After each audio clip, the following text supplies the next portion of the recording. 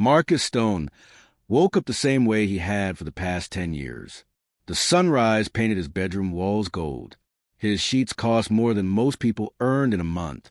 Everything in his mansion sparkled and shined. Everything had a place. Everything followed his rules. He stretched his arms and smiled. Today would be another perfect day. Marcus walked to his bathroom and brushed his teeth with his electric toothbrush. He looked at himself in the mirror. His hair sat perfectly in place. His skin looked smooth and healthy. He was 50 years old but looked 35. Money could buy almost anything, even time itself. He put on his silk robe and headed toward his private office. He needed to check his emails before breakfast. Important people waited for his decisions. Countries waited for his money. The world moved when Marcus Stone said so. But when he opened his bedroom door, Marcus froze. Someone sat in his office. His heart hammered against his chest like a drum. His hands shook. Nobody could get past the security. He had cameras everywhere. Guards patrolled the grounds. Locks protected every entrance. His mansion was a fortress. Yet there she was, a young girl, maybe 12 or 13 years old, sat calmly in his leather chair. She wore a crisp school uniform with a white shirt and a dark blue skirt. Her black shoes shined under the morning light. Her hair was pulled back in a neat ponytail. She looked like she belonged in a classroom, not in a billionaire's private office. But that wasn't the strangest part. Money covered his desk. Stacks and stacks of $100 bills rose like little towers. They weren't thrown around messily. They weren't scattered like someone had robbed him. Instead, they sat in careful rows and columns. Each stack lined up perfectly with the next. The bills created patterns, like a map or a puzzle. Marcus felt his throat go dry. He wanted to scream for his guards, but his voice caught somewhere deep inside his chest. The girl looked up at him. Her eyes were dark and calm. She didn't smile. She didn't frown. She just watched him with the kind of stillness that made his skin crawl. "Good morning, Mr. Stone," she said. Her voice was soft but clear, like a bell ringing in an empty room. Who are you?" Marcus finally managed to speak. His voice came out weak and shaky. "How did you get in here?" The girl tilted her head slightly. "I've been here for 3 hours. Your guards didn't see me. Your cameras didn't catch me. Your locks didn't stop me." Marcus felt anger mixing with his fear. "This is my house. You're trespassing. I'll call the police right now." He reached for his phone on the nightstand, but the girl raised one hand gently. "You won't call anyone," she said quietly. "Not yet. First, you need to see something." She picked up a brown envelope from the desk. It sat on top of all the money, looking small and innocent. She held it out toward him. Marcus didn't move. His feet felt glued to the floor. "Take it," the girl said. "It's yours. It's always been yours." Something about the way she spoke made Marcus walk forward. His legs moved even though his brain screamed at him to run. He reached out and took the envelope. It felt heavy, heavier than paper should feel. His fingers trembled as he opened it. Inside was a single white card with typed words in black ink. "You've been watched." Marcus dropped the card, like it had burned him. It fluttered to the floor and landed face up, those 4 words staring at him like eyes. "Watched?" Marcus whispered. "What does that mean? Who's watching me?" The girl stood up from his chair. She was small, barely reaching his shoulder, but somehow she seemed bigger than him. Her calmness made her powerful. "Everyone you hurt," she said simply. "Everyone you cheated. Everyone you crushed while building your empire. They've all been watching." Marcus shook his head. "I don't know what you're talking about. I'm a businessman. I've made deals. Eva invested. Everything I did was legal." The girl walked around the desk slowly. Her fingers traced along the stacks of money. "Legal and right aren't always the same thing, Mr. Stone. You know that better than anyone." She stopped in front of a particularly tall stack of bills. Then she pushed it gently. The stack fell, and like dominoes, the other stacks began falling too.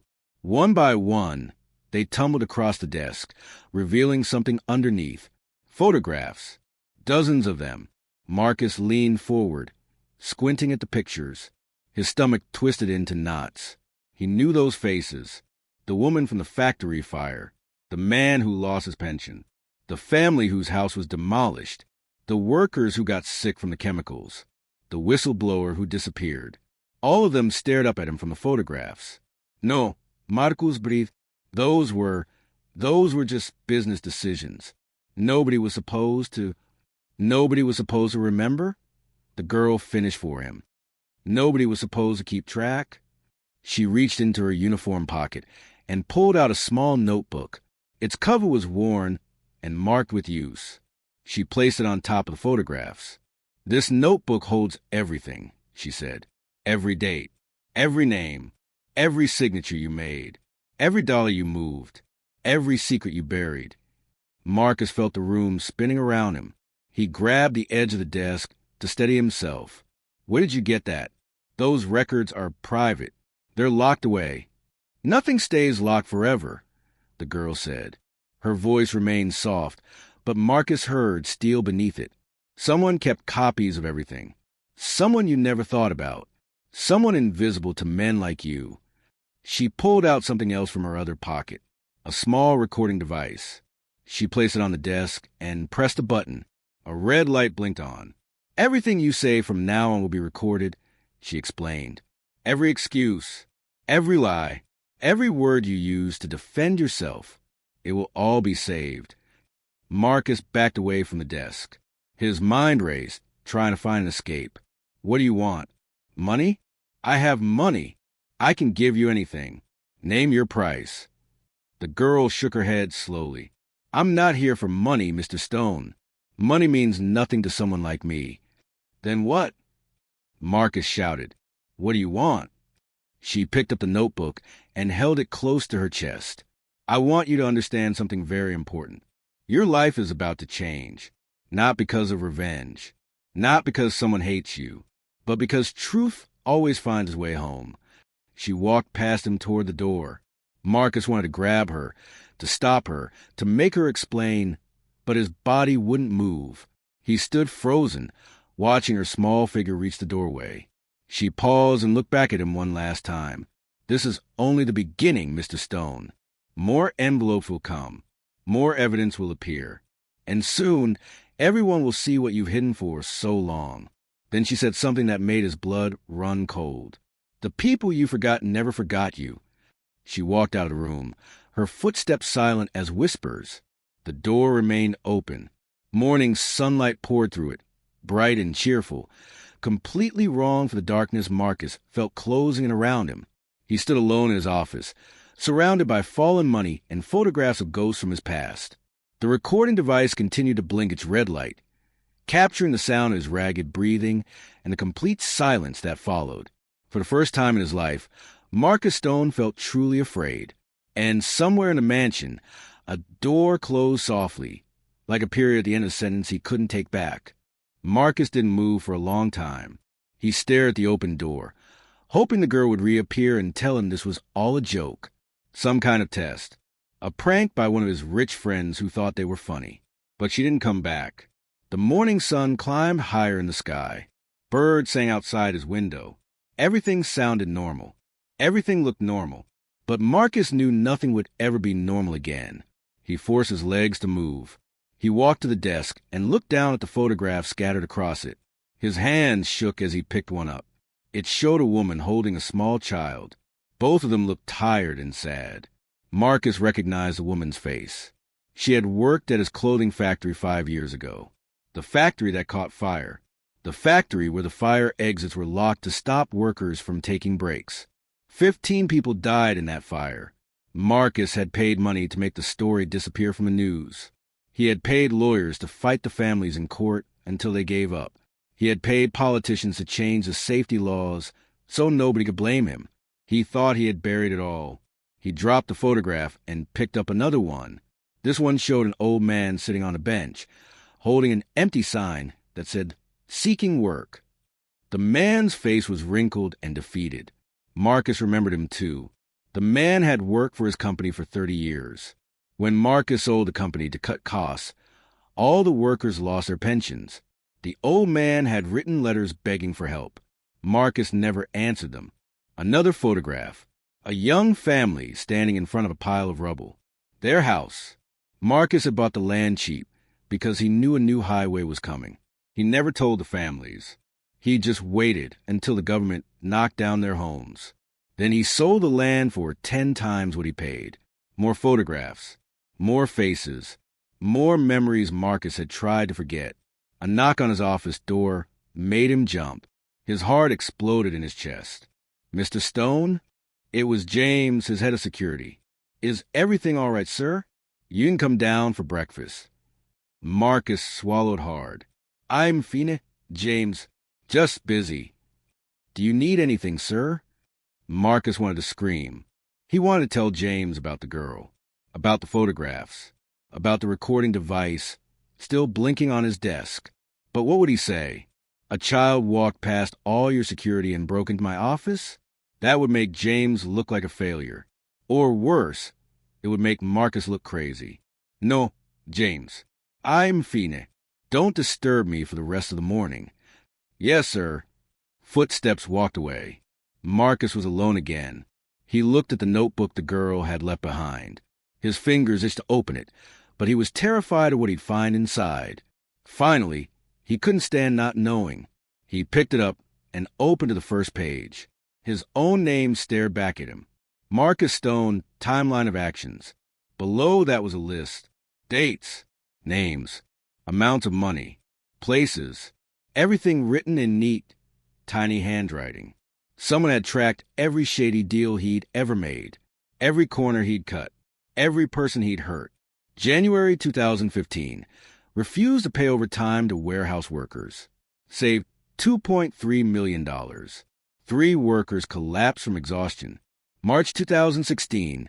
Dumped chemical waste in river to avoid disposal costs. Saved $890,000. 11 children developed cancer in nearby town. August 2018. Bribed city inspector to approve unsafe building. Saved $5.4 million. Building collapsed 2 years later. 7 people died. The list went on, page after page, year after year. Marcus felt sick to his stomach. Someone had documented everything, not just the big scandals, but the small cruelties too. The workers fired without reason, the suppliers he refused to pay, the families he evicted. His hands trembled so badly he almost dropped the notebook. Then he saw something that made his blood freeze. A sealed emblem pressed into the bottom of one page.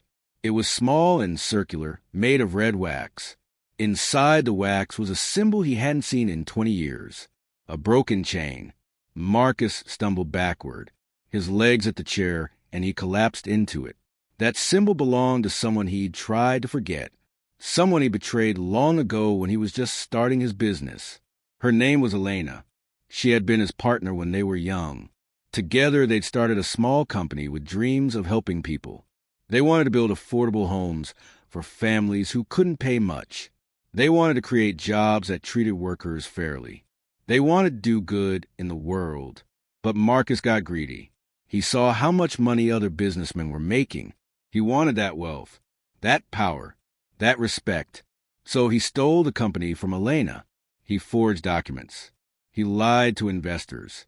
He made it look like she had been stealing money. Elena lost everything. Her reputation, her savings, her dreams. The last time Marcus saw her, she wore a necklace with that symbol, a broken chain. She said it reminded her that even broken things could be made whole again if someone cared enough to fix them. Then she disappeared. Marcus never tried to find her. He was too busy becoming rich. Now that symbol sat in this notebook, staring at him like an accusation. The door opened again. Marcus jumped so hard he nearly fell out his chair. The girl was back. She walked in like she owned the place.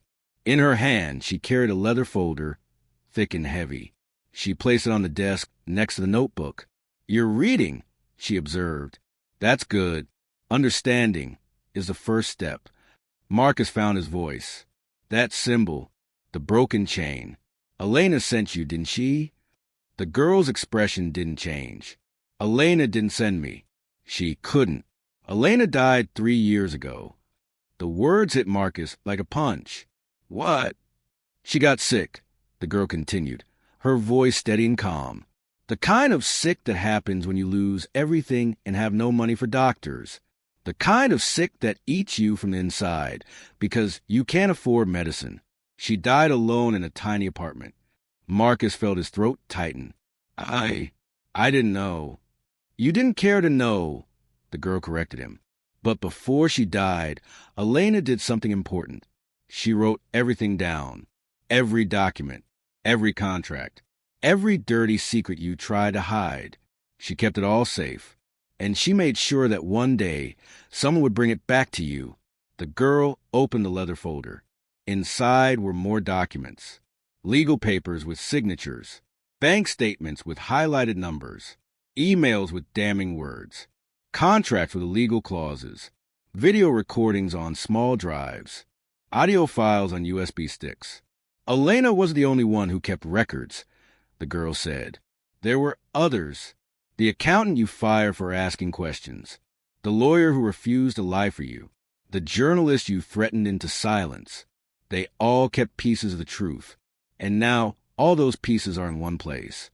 She spread the documents across the desk like dealing cards in a game.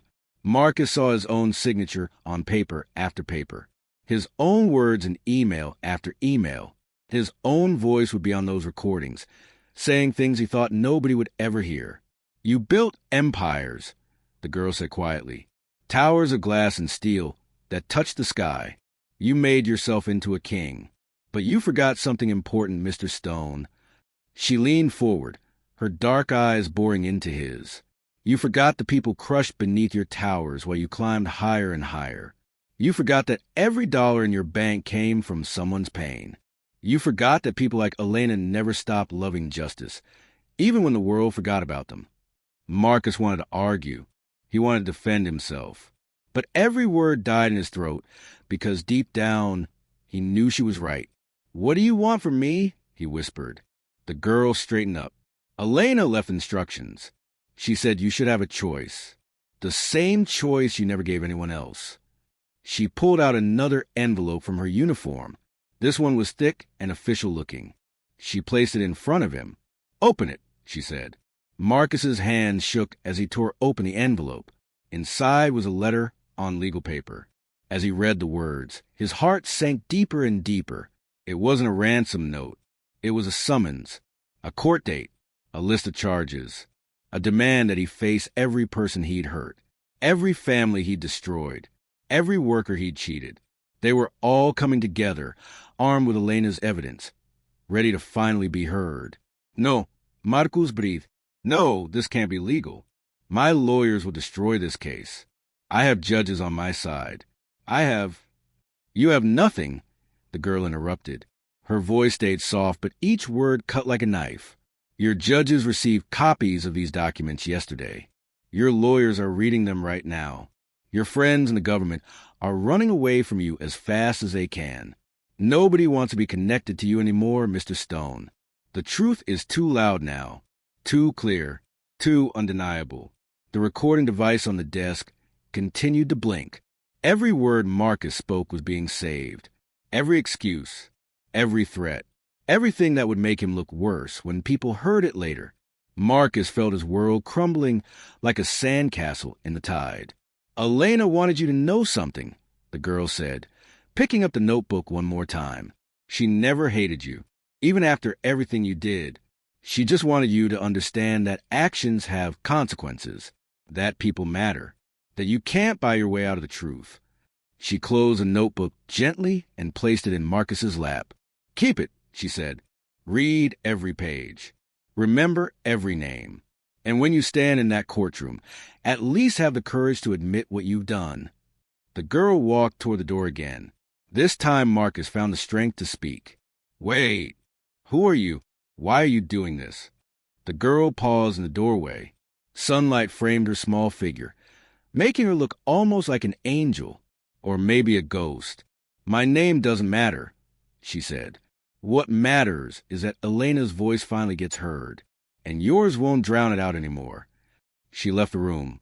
This time, Marcus heard her footsteps echo down the hallway. He heard the front door open and close. He heard a car start outside and drive away. And then he heard nothing but the terrible silence of truth. Marcus sat in his leather chair for hours. The sun moved across the sky. Shadows stretched across his office floor. The photographs stared at him. The notebook sat heavy in his lap. The recording device finally stopped blinking, its memory full of his breaking voice and desperate questions. He should call someone. His lawyers. His public relations team. The people he paid millions to make problems disappear. But his hand wouldn't reach for the phone. Something inside him knew that this time was different. This wasn't a problem money could fix.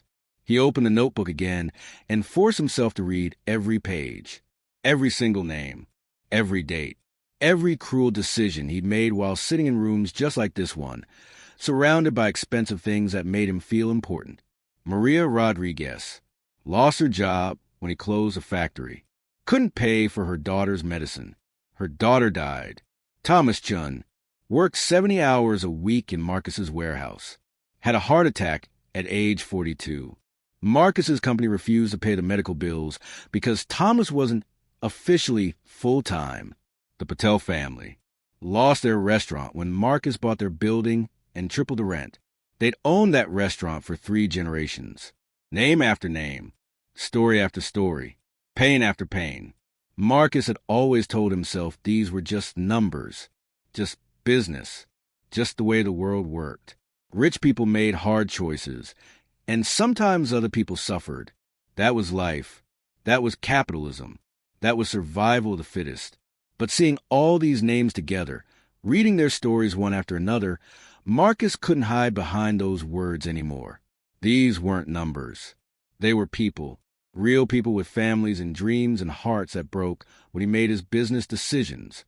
He thought about Elena again.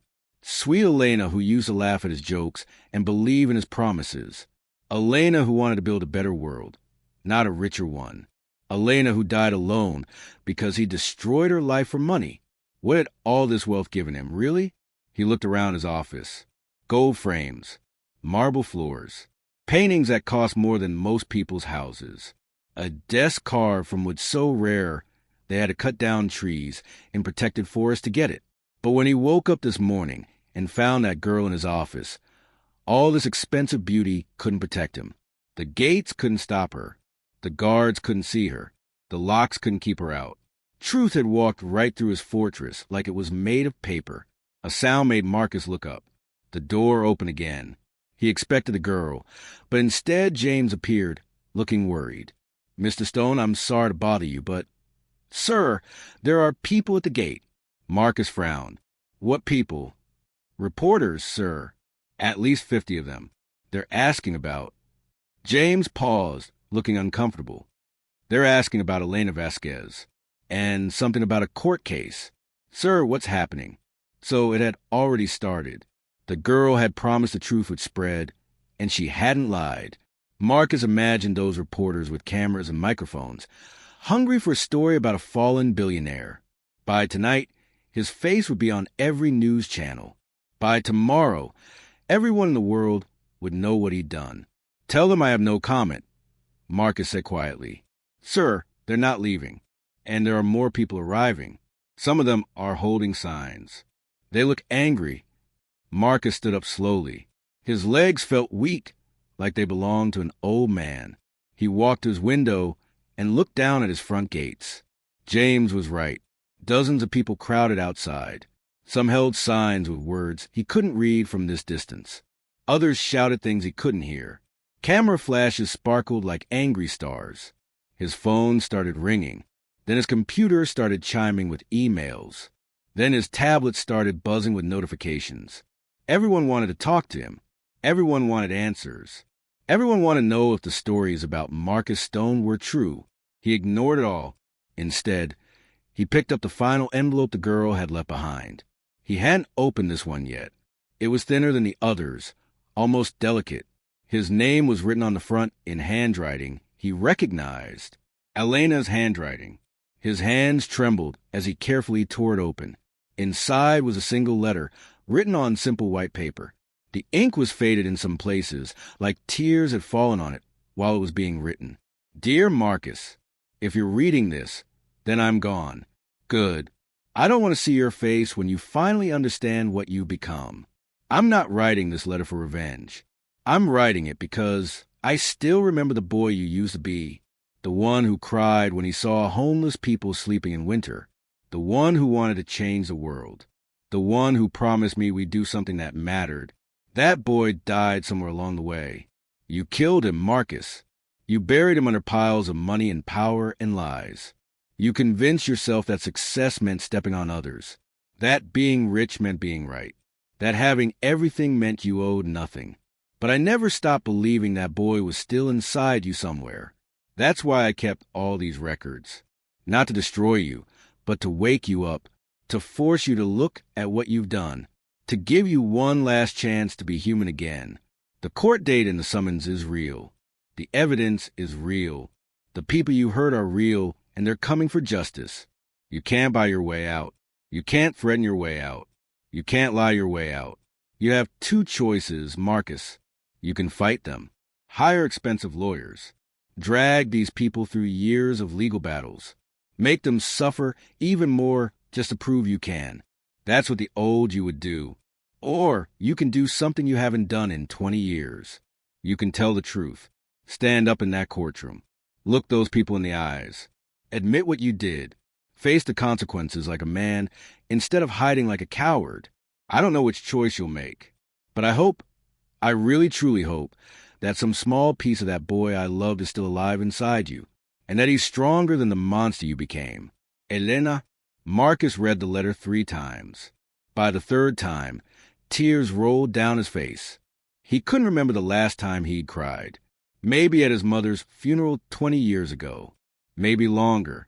He folded the letter carefully and put it in his pocket, right over his heart. Then he did something he hadn't done in decades. He made a choice not based on money or power or what would benefit him most. He made a choice based on what was right. He picked up his phone and called his head lawyer. Marcus, thank God. I've been trying to reach you all morning. We need to talk about this case. I've reviewed the evidence, and we can fight this. It'll be expensive and messy, but we can... No, Marcus interrupted quietly. No? Marcus, what do you mean no? These people are trying to... I'm not fighting it. I'm going to that court date, and I'm going to tell the truth. Silence on the other end. Then, Marcus, have you lost your mind? If you admit to even half of what's in these documents, you'll lose everything. Your company, your reputation, possibly your freedom. You could go to jail. I know, Marcus said. And strangely, saying those words felt like taking off a heavy coat he'd been wearing for years. I know what I'll lose, but I've already lost the things that actually mattered. I just didn't realize it until today. He hung up before his lawyer could argue more. Marcus stood up and walked to his window one last time. The crowd outside had grown larger. More reporters, more angry people, more faces demanding justice. Part of him wanted to hide, to run, to disappear to some country where nobody knew his name. But he thought about Elena's letter, about the boy he used to be, about Maria Rodriguez and Thomas Chun and the Patel family and every other person whose name filled that notebook. He couldn't give them back what he'd taken. He couldn't undo the pain. But he could finally face it. Marcus picked up the notebook, the photographs, and Elena's letter. He held them against his chest and walked out his office, down the grand staircase, through the marble hallway, past the expensive paintings and golden decorations that suddenly looked hollow and meaningless. James stood by the front door, looking confused. Sir, what are you doing? Opening the door, Marcus said simply, But sir, the reporters... Let them in, James. It's time they heard the truth. James stared at him like he'd grown a second head, but slowly, he nodded and opened the large front doors. Sunlight poured in, so bright it hurt Marcus's eyes.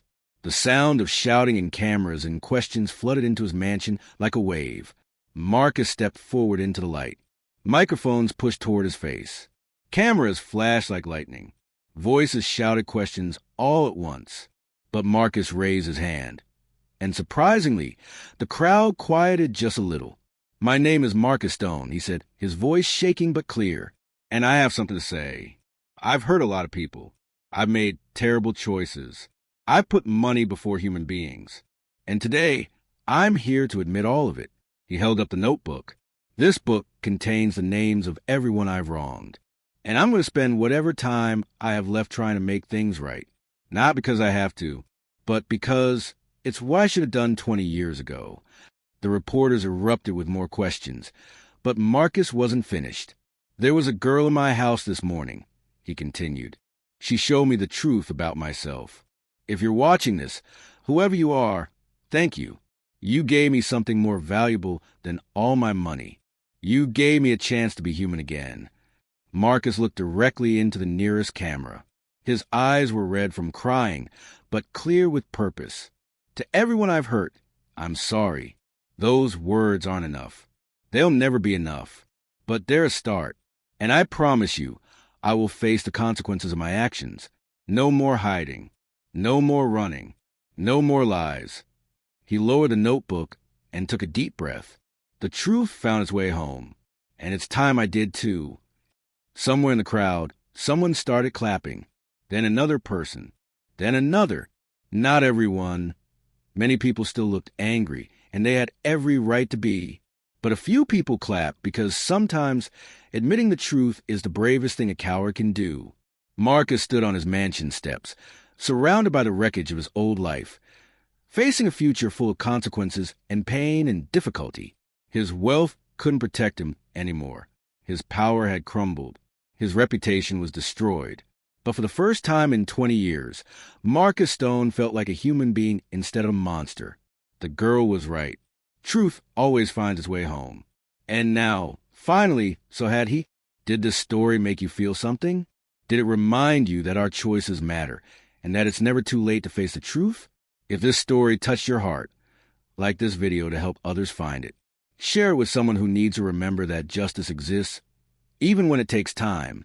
And subscribe so you never miss another story that will make you think, feel, and believe in the power of truth. Remember, every choice we make today echoes into tomorrow. Choose wisely. Choose kindly. Choose truth. Until next time, keep seeking the light.